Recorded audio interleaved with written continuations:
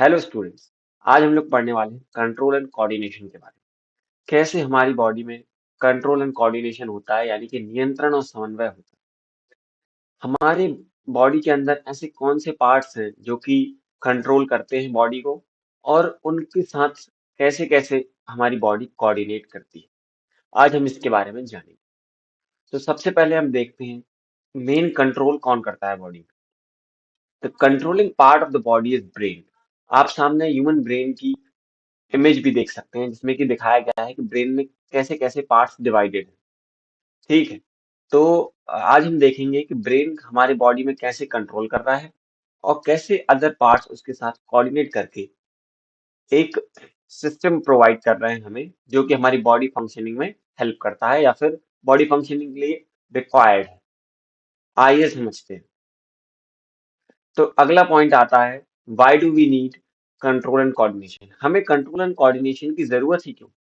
हमारी बॉडी क्या इसके बिना सरवाइव नहीं कर सकती? हमारी बॉडी इसके बिना सरवाइव नहीं कर सकती।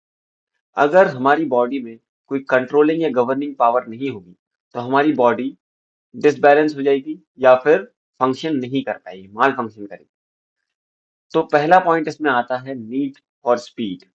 नीड फॉर स्पीड मीन्स जब भी हमारे पास कोई डेंजरस सिचुएशन आती है, तो हमें रैपिड एक्शन की रिक्वायरमेंट होती है।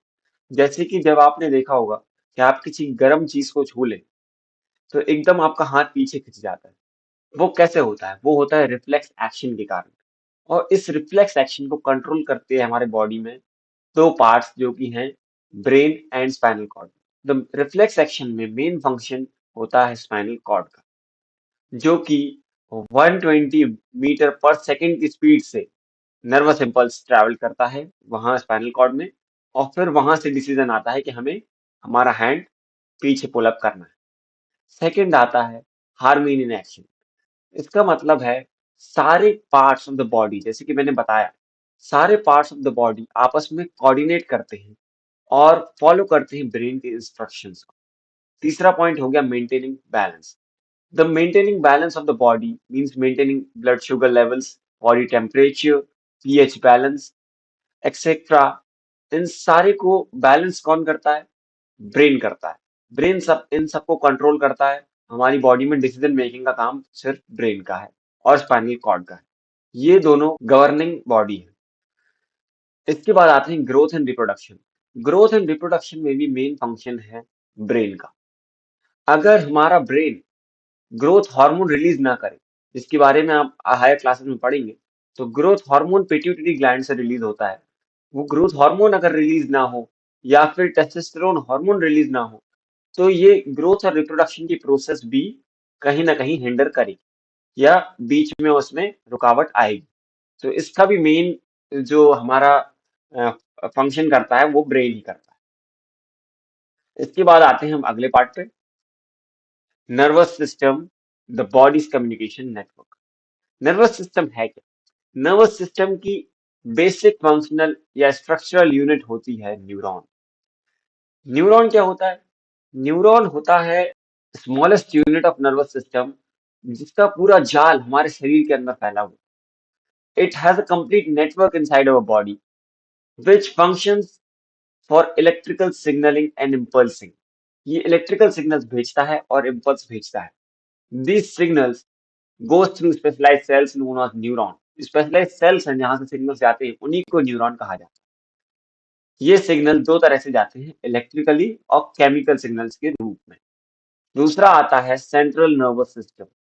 सेंट्रल नर्वस सिस्टम में, जैसे कि मैंने बताया, ब्रेन और स्पाइनल कॉर्ड दो कंट्रोल सेंटर्स हैं हमारे बॉडी के, जो कि डिसीजन मेकिंग और इंफॉर्मेशन प्रोसेसिंग में हेल्प करते हैं। ब्रेन का वेट कितना होता है? टोटल बॉडी वेट, जैसे हमने देखा है ह्यूमन का टोटल बॉडी वेट होता है 60 kg। तो उसमें से ह्यूमन ब्रेन का वेट केवल 1.4 kg है। देखिए आप, केवल 1.4 kg का ब्रेन पूरी 60 to 80 kg की बॉडी को गवर्न कर रहा है। इसके बाद आते हैं हम peripheral nervous system. Nervous system is mainly divided into two parts, central nervous system and peripheral nervous system. Central nervous system के अंदर आते हैं ब्रेन और spinal cord, and peripheral nervous system के अंदर आता है every part of the body that have the neuron or nerve endings। जहां जहां भी नर्व हमारी बॉडी में है वो सारा पेरिफेरल नर्वस सिस्टम का पार्ट। तो ये जो पूरा नर्व का जाल फैला हुआ है या फिर हम कह सकते हैं वेब है नर्व सेल्स का, वो सारा पेरिफेरल नर्वस सिस्टम का पार्ट है। Each muscle and organ and sensory receptors has these nerve cells. There are 12 pair of cranial nerve and 31 pair of spinal nerves.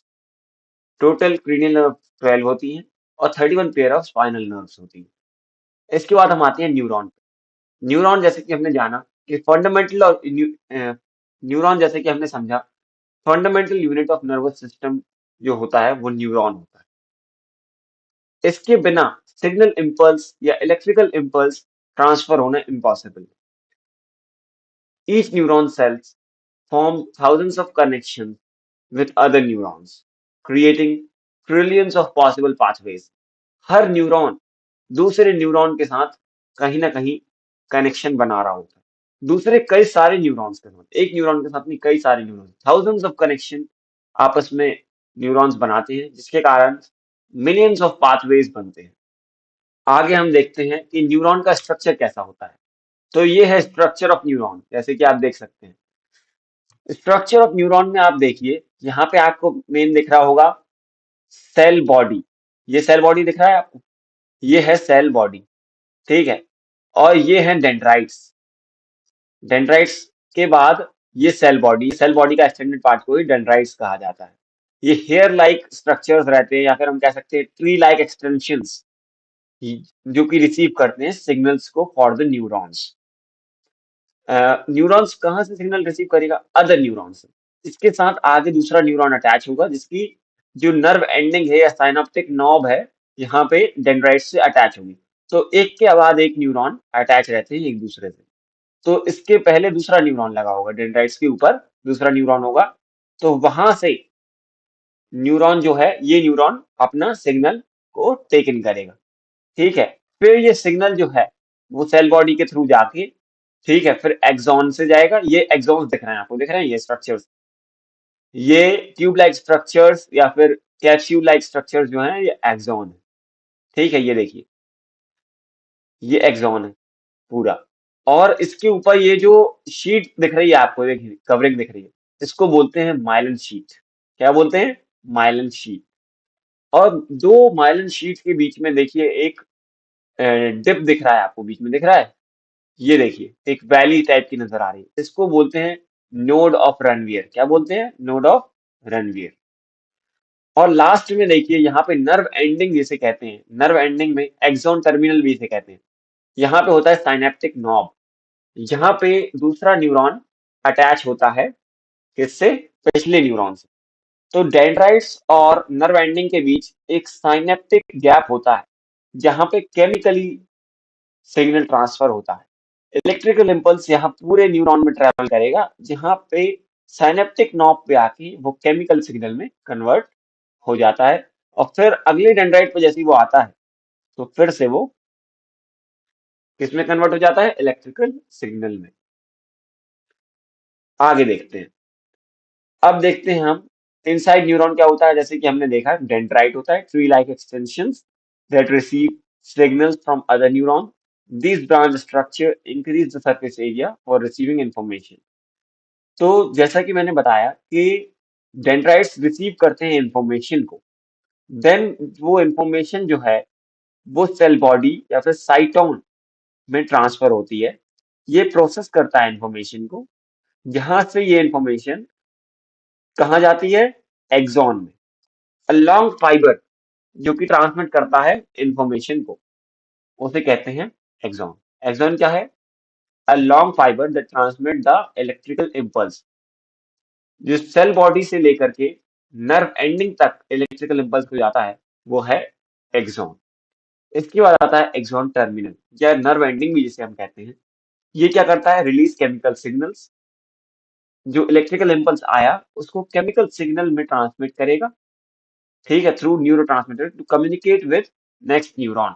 अगला न्यूरॉन, जैसे कि हमने जाना कि अगला न्यूरॉन जैसे ही नर्व एंडिंग होगी वहां से साइनेप्टिक गैप के थ्रू नेक्स्ट न्यूरॉन की डेंड्राइट्स कनेक्टेड होंगे, तो वो अगले न्यूरॉन पे सिग्नल ट्रांसफर हो जाएगा। अगला पॉइंट हम देखते हैं, रिसेप्टर्स द बॉडी डिटेक्टिव्स। हमारी बॉडी में कितने रिसेप्टर्स होते हैं? आपने छोटी क्लासेस में भी पढ़ा होगा कि हमारी बॉडी में 5 तरह के रिसेप्टर्स या सेंसरी ऑर्गन्स होते हैं। इनको हम जनरली सेंसरी ऑर्गन्स भी कहते हैं। तो 5 तरह के कौन-कौन से होते हैं? एक होता है eyes, ears, nose, tongue and skin. ये 5 रिसेप्टर्स या फिर सेंसरी ऑर्गन्स हमारी बॉडी में पाए जाते हैं, जो कि डिफरेंट तरीके से हमको इंफॉर्मेशन प्रोवाइड करते हैं, हमारे न्यूरॉन्स को इंफॉर्मेशन प्रोवाइड करते हैं। पहला आता है आईज। आईज क्या करता है? आईज है फोटो रिसेप्टर या लाइट का डिटेक्टर। आईज क्या करता है? लाइट को डिटेक्ट करता है, ठीक है, और कन्वर्ट करता है फोटॉन्स को इलेक्ट्रिकल सिग्नल्स में। जो रेटिना होता है, आई के अंदर एक स्क्रीन होती है जिसे हम रेटिना कहते हैं, जहाँ पे इमेज फॉर्मेशन होता है आई में। वहां पे millions of rods and cone cells होते हैं। वो रॉड्स एंड कोन सेल्स जो फोटॉन्स को डिटेक्ट करते हैं और फोटॉन्स को एब्जॉर्ब करके वहां से इलेक्ट्रिकल सिग्नल्स को जनरेट करते हैं। फिर आते हैं ईयर्स पे। ये क्या है? फोनेटिक रिसेप्टर्स हैं, यानी कि ये साउंड को रिसीव करते हैं, साउंड वेव्स को रिसीव करते हैं और बैलेंस ऑफ द बॉडी को मेंटेन करते हैं या फिर हमें हेयरिंग की एबिलिटी प्रोवाइड करते हैं। इसके बाद आते हैं नोज पे। नोज क्या है? Olfactory receptor which allow us to smell something. It has olfactory nerves, we can say, and olfactory receptors that enables us to distinguish between millions of odors. इसके बाद आते हैं टंग पे। ये क्या है? गॉस्ट्री रिसेप्टर्स। गॉस्ट्री रिसेप्टर यानी ये हमें टेस्ट को आइडेंटिफाई करने के लिए हेल्प करेगा। It contain about 50 to 100 receptor cells. Each cell respond to multiple taste qualities. हर सेल के पास मल्टीपल टेस्ट क्वालिटी होती है, जैसे sour, bitter, sweet, salty etcetera. ये हमें कौन टेस्ट कराता है? हमारी टंग, जो कि एक सेंसरी रिसेप्टर है। इसके बाद आते हैं स्किन पे। स्किन क्या है? Thermo receptor, detect heat and cold. Skin heat and cold को भी डिटेक्ट कर सकती है एंड मकैनो रिसेप्टर भी है। टच को, प्रेशर को, वाइब्रेशन को, इन सब को स्किन डिटेक्ट कर सकती है। तो ये होते हैं 5 रिसेप्टर्स ऑफ द बॉडी, जो कि हमें बॉडी में डिफरेंट सेंसेस को डिटेक्ट करने में हेल्प करते हैं। इसके बाद आते हैं रिफ्लेक्स एक्शन पे। रिफ्लेक्स एक्शन क्या है? An involuntary action of the body that prevents us from harmful incidents और सब्सटेंस। जब भी हमारी बॉडी में कोई भी ऐसी चीज डिटेक्ट होती है जो हमारी बॉडी के लिए खतरा हो, तो हमारी बॉडी रिफ्लेक्स एक्शन का सहारा लेकर हमें प्रोटेक्ट करती है। तो ये रिफ्लेक्स एक्शन कैसे काम करता है? जैसा कि हमने ऊपर समझा, हमारी बॉडी में 5 रिसेप्टर्स हैं, रिसेप्टर ऑर्गन्स या सेंसरी ऑर्गन्स। ये क्या करेंगे? सिग्नल को लेकर के इनमें नर्व एंडिंग प्रेजेंट है, तो ये नर्व एंडिंग से स्टिमुलस को डिटेक्ट करेंगे। जैसे कि हॉट वाटर है, हमने हॉट वाटर को टच किया तो हमारी बॉडी डिटेक्ट कर लेगी कि वाटर हॉट है। फिर ये सिग्नल को ट्रांसफर करेगी कहाँ? स्पाइनल कॉर्ड के पास। किसके थ्रू? सेंसरी न्यूरॉन के थ्रू।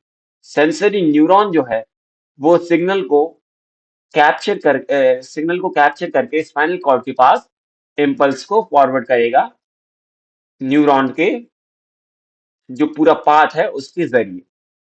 फिर स्पाइनल कॉर्ड में क्या होगा? स्पाइनल कॉर्ड खुद से मैसेज को क्या करेगी? रिले करेगी विदाउट इन्वॉल्विंग द ब्रेन। क्योंकि ये रिफ्लेक्स एक्शन है, यहाँ पे ब्रेन का इन्वॉल्वमेंट नहीं होगा। यहाँ पे स्पाइनल कॉर्ड खुद से डिसीजन बना के खुद मोटर न्यूरॉन को ट्रांसमिट कर देगी रिस्पॉन्स सिग्नल। और मोटर न्यूरॉन क्या करेगा?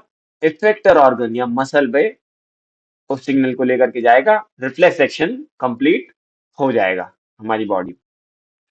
और हम तुरंत, जैसे हमने बोला था ना कि जैसे ही हम किसी हॉट चीज को टच कर रहे हैं और तुरंत हमारा हाथ पीछे की ओर खिंच जाएगा। तो ये कैसे हुआ? रिफ्लेक्स एक्शन के थ्रू।